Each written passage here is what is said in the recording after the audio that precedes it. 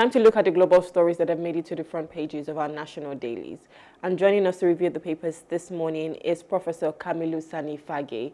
He's from the Department of Political Science, Bayero University, Kano. Good morning, sir. Thank you for joining us.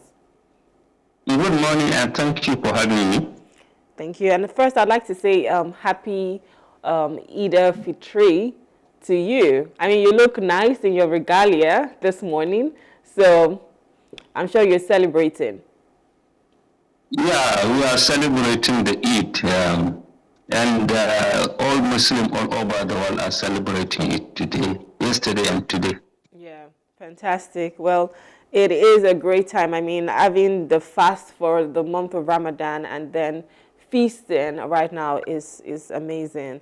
Anyways, let's dive into our papers. So obviously some of the papers have the Eid al-Fitr, and on The Guardian it says Tinubu's Sultan preached love and made call for well-being, better governance.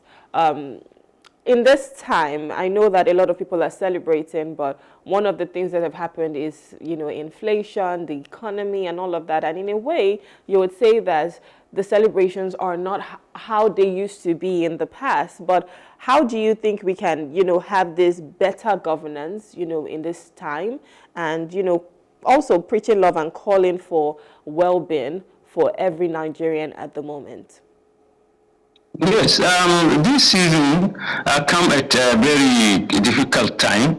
One, there is insecurity, there is high inflation, and so the celebrations were a little bit low-key.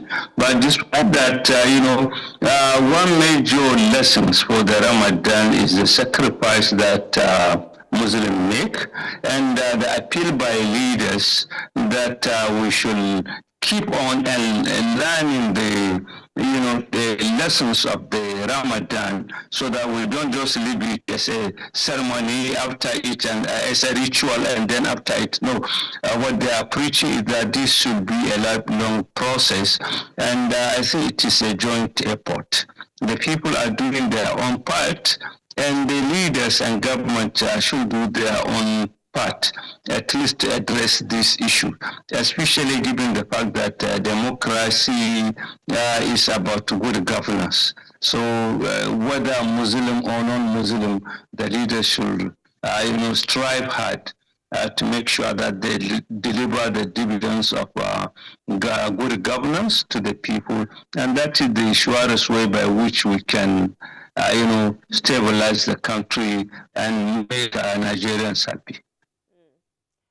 I hope that, all of these things that you've highlighted, insecurity, obviously the inflation, the economy and everything, I hope that, they can really look into it. And because honestly, Nigerians are happy people. We love life, we love to live good. And if all of these things are sorted, I'm sure we would even have the best or the better parts of the citizens.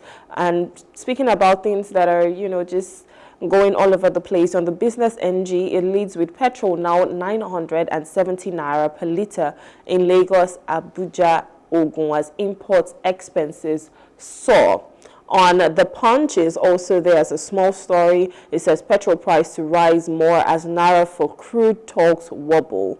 So obviously a little backstory on this. We used to have the naira for crude with Dangote, but now that has been halted, and we've seen the rise in this commodity.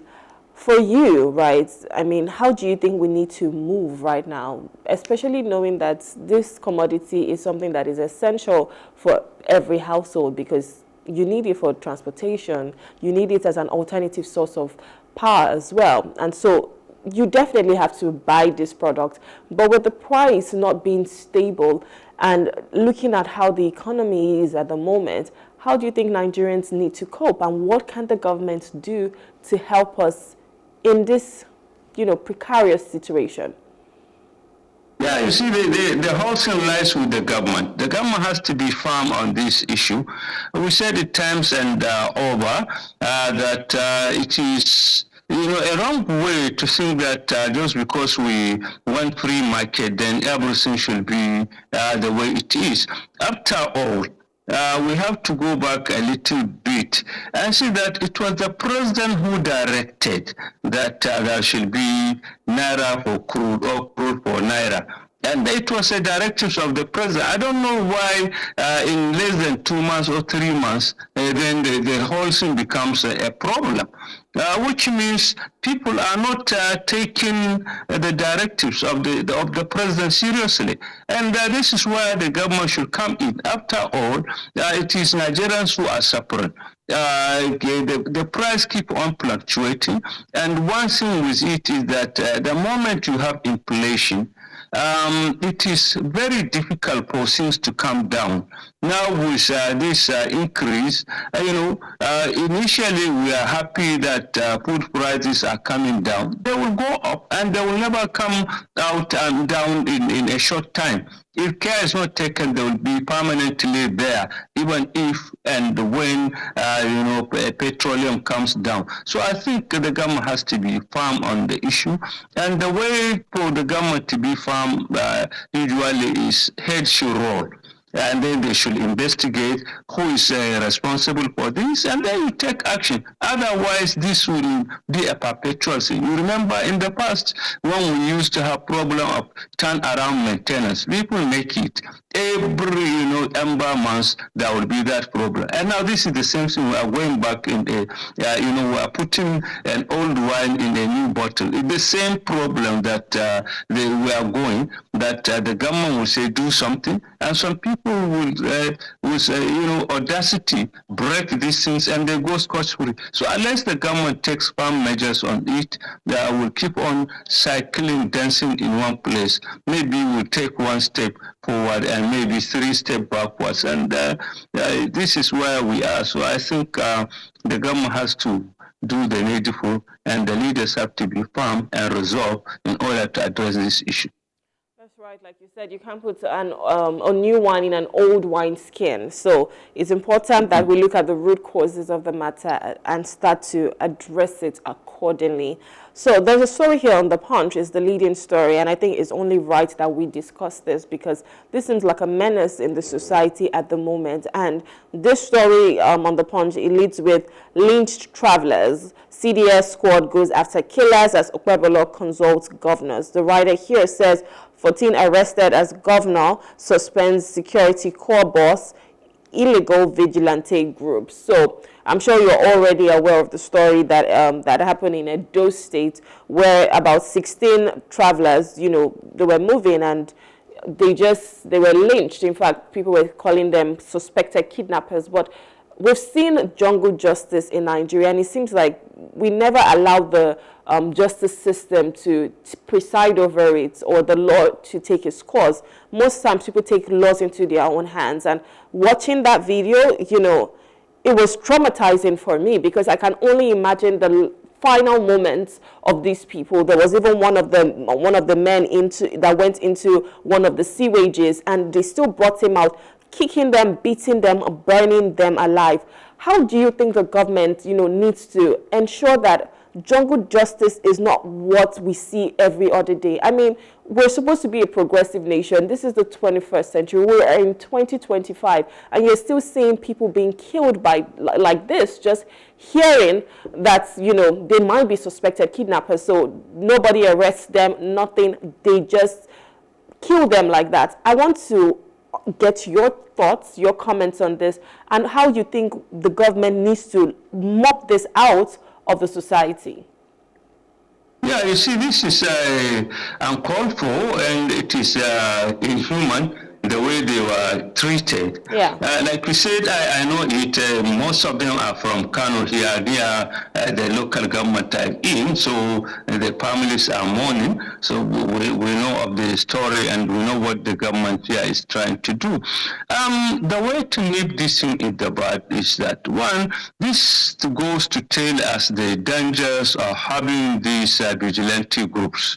They are unprofessional, and now the governors and state are trying to set up these things. Okay, and they set them, and they give them, they empower them, and without proper training.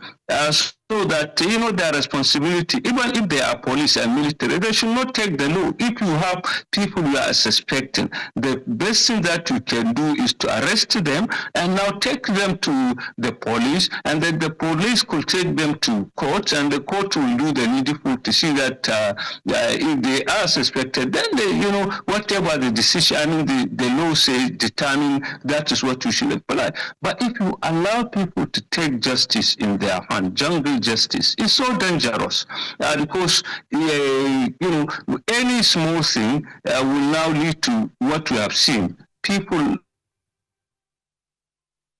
being lynched, and then killed the way they are. Then you set people on fire, and some of them, they say, like, one of the pictures that I saw, somebody was even taking somebody on wheelbarrow and putting him into fire. I think that is too dehumanizing, and this is what the government should do. They should look at this security, this issue of vigilantes. We should have a firm policy on it, and that is one of the reasons.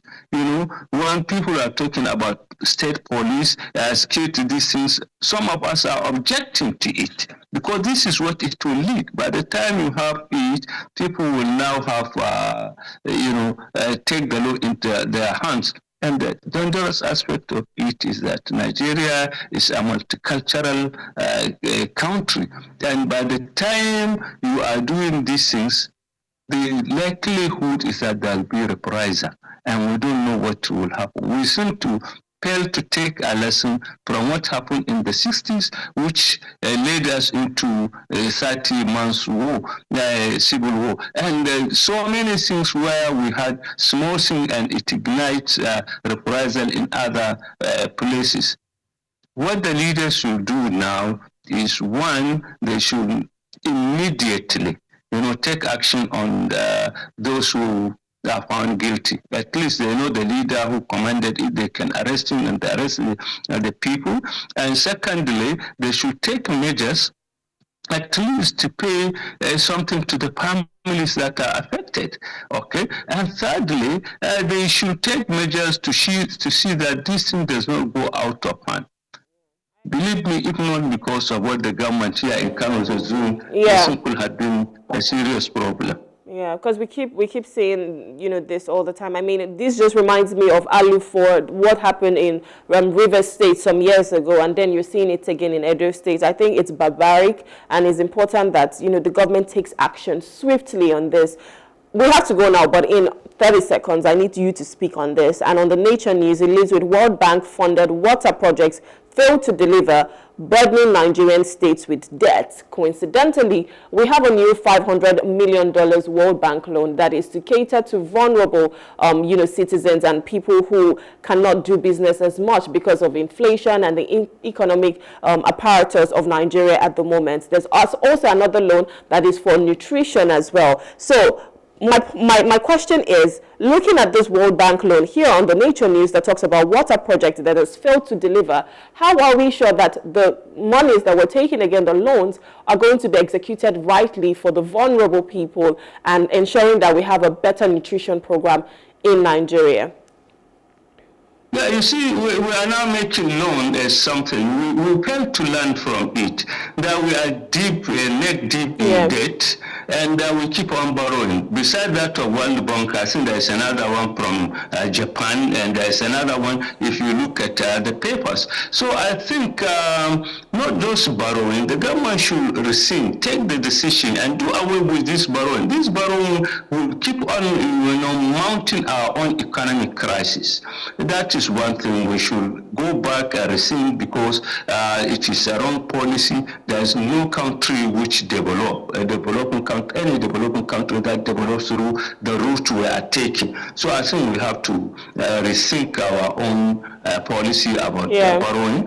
And secondly, we have to fight corruption seriously. These monies have been borrowed, and where are they? And they, they are not. They don't fizzle in the air. So I think the government should take a firm step also and find out who are capable of. Chopping these loans that we have. Unless we do that, we will believe our children and children, into debt. I mean, the future, we are mortgaging the future for very few people who are enriching themselves Yeah. corruptly. Well, like you said, we need to fight corruption in Nigeria because where is the money going to? That is a very valid question. Anyways, this is how much we can take on this segment. Thank you so much, Professor, for coming. It's been a pleasure having you as always. And happy Eid al-Fitr to you once again.